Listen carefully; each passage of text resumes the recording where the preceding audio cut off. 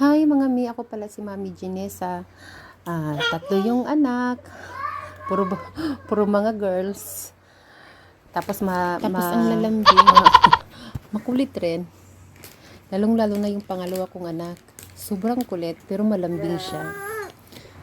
So yung gagawin ko pala ay nagpiprepare ako for dinner namin. Magluluto ako ng ulam.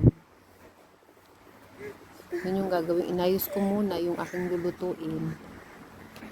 Tsaka niligpit ko muna yung mga dapat ligpitin dyan sa kusina. Kasi ito yung panganay ko, hindi kasi marunong magligpit. Sa bagay, kasi busy kasi siya sa kanyang pag-aaral.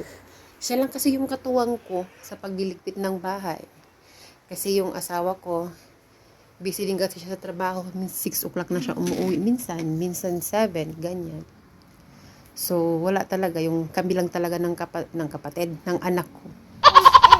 Yung panganay ko. Siya lang talaga yung voice over video tayo. Ito naman yung panganay kong anak. Sumisigaw.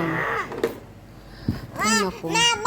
Yung ginawa ko mga mi, bago ako magpe-prepare ng dinner namin, nilinisan ko muna yung namin, yung lababo namin. Meron kasing hugasan na naiwan at hindi nahugasan ni ate kasi pagkatapos yung kumain galing school, hindi niya na hinugasan yung kanyang pinagkainan.